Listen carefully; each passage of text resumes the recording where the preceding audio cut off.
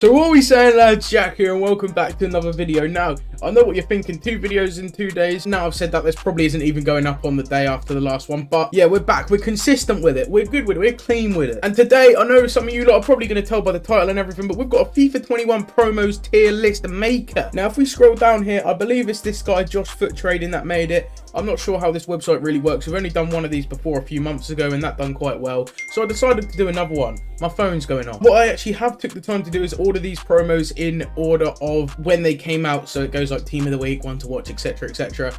There's a few in here that are a bit like miscellaneous, I guess. I don't really know the word. They're a bit interesting. So like there's this one right here, the Silver Stars. I'm not really sure how this was supposed to fit in with this, whether this was supposed to be like with the FUT birthdays. But what I'm going to do is I'm going to take the Silver Stars objectives as a promo in themselves because they're a sort of new thing. And like, how do I rate the Silver Stars in general, how they've executed it this year? You know, we like to spice it up on this channel as well. We've got these 5 tiers: best, great, decent, bad, and horrendous. As you boys know, we don't settle for normality around here. We're not going for these 5 tiers. We're gonna spice it up a little bit, so let's do that right now. As you can see, we have messed with the tiers a little bit. We've gone for the top tier, Festival of FUT-esque. As you lot know, one of the best promos, probably the best promo to ever exist on a FIFA. That was so fun. Tier 2, we've got George-tastic. If you know, you know. Tier 3, we've got, so it's like 50-50. You could have done without it, but it was nice while it lasted. Then we've got Small L. You know, it wasn't horrific, but you know, it wasn't really necessary. And then we've got FIFA 17 Movember. If you know, you know. Just need I say any more about that? Without further ado, we're going to get into this tier list. So starting off, we do have Team of the Week. And now for me, this is going in Small L. You can't put it in FIFA 17 Movember just because of what it used to be. You know, back in the day, we all used to get, you know, so excited when we packed the Team of the Week. It used to be magical, that feeling of packing an inform, knowing that you've, you know, packed a really special card. Now they're just in the game for red picks. They're in the game to make people, you know, give an incentive to play FUT champs. They're useless, let's be honest. It would be going in FIFA 17 Movember if it wasn't for the occasional good player that you get, someone you get hyped over, because it does bring a few like hidden gems out here and there throughout the year. So it can't quite go into FIFA 17 Movember, but it's very disappointing, and we can all agree that this needs a revamp very soon. What happened to the Team of the Week moments thing that they were going to do this year? I don't really know. Player moments, what happened to that, EA? I mean, they've binned it apparently. They replaced it with Silver Stars. As a little segue, we are going into Silver Stars now. I might get some slander for this one, but for me, I don't really do a lot of these objectives, the Silver Stars. However, I can respect that this is one of the best things to happen and probably the best addition to FIFA 21. Now, I know a lot of my friends that I speak to, they love doing these Silver Stars. I know a few people that have done every single one of these every single week. What it added is a fun game mode, fun cards, just a new experience to FIFA that was missing from back in the day when you used to build your silver teams, hop into a silver cup, you know what I mean? Like, it adds that layer that we've all been sort of craving in FIFA, and it's almost revolutionized how people play once again. Obviously you still get the rats, and that goes without saying. That's going to happen with every game, you know what I mean? People abusing the meta. But Silver Stars, how they've added it and how easy it is to do and how chilled out it is. We get a sick card every week and they're silver. You can build up your team. Honestly, I can't stress enough how good Silver Stars is for the community. Now, one to watch. Again, this is another really controversial one, I think.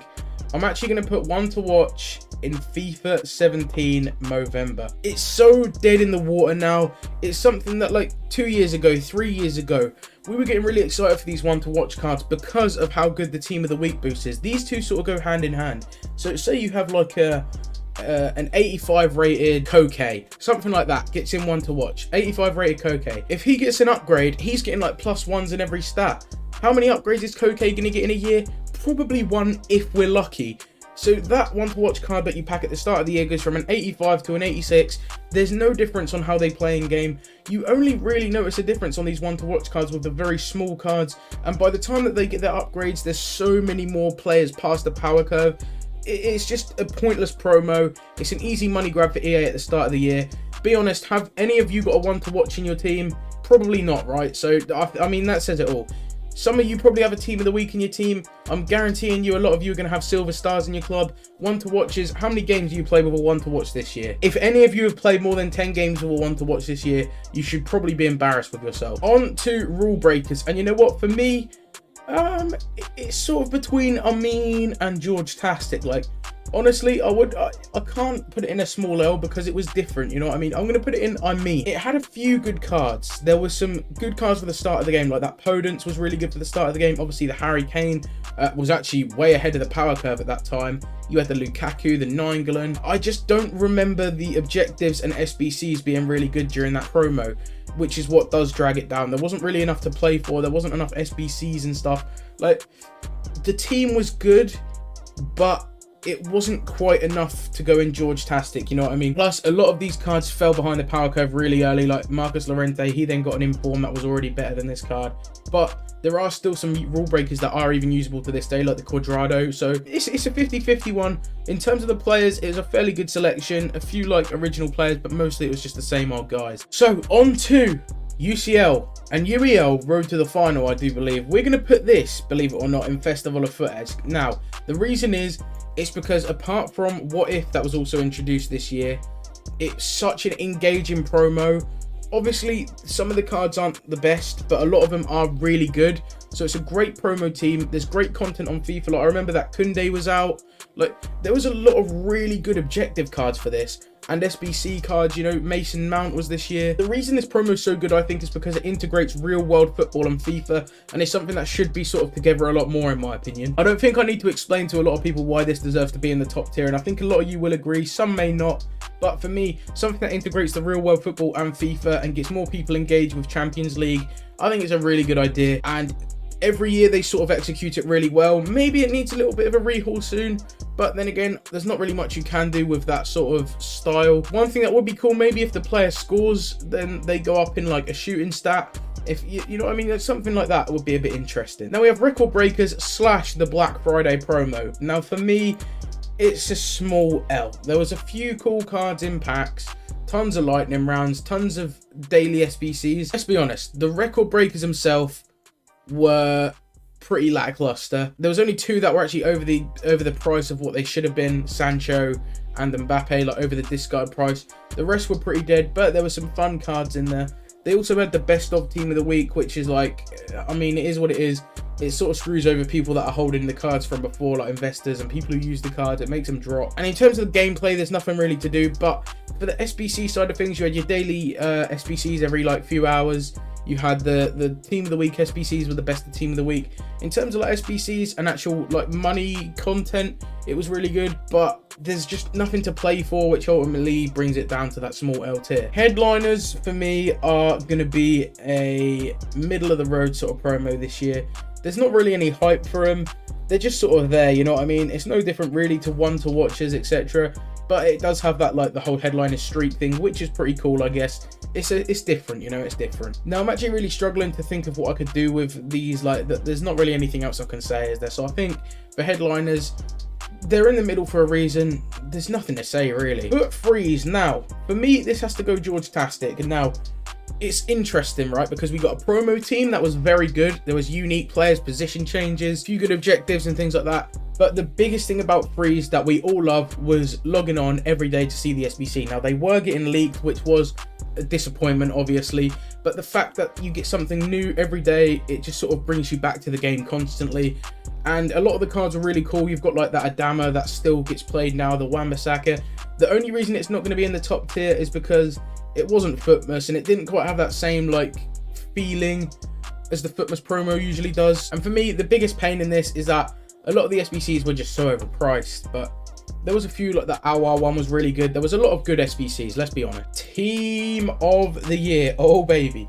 Right, I'm actually going to put this in Festival of FUT-esque. Now, a lot of you are going to be disappointed with that. I know the cards weren't as good as they usually are, okay? And that's disappointing. I packed myself a Messi, a Kimmich, a Neuer. I think that's it. Maybe I got one more. And a Trent. I forgot Trent. So I packed 4 Team of the Years, right? Which is very good. Saving packs for Team of the Year can be the most fun promo of the year. If you have coins, it's very, very fun.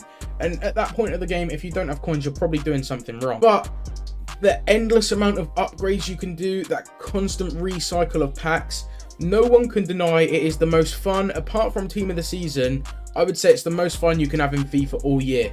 Because while there isn't anything to play for, that isn't the idea behind the promo. Do you know what I mean? Like, It's the whole crafting and grinding fact where you're making the upgrades, you know, recycling, buying some more rares, recycling, and then putting your fodder into icon packs and, you know, like the Ronaldo SBC.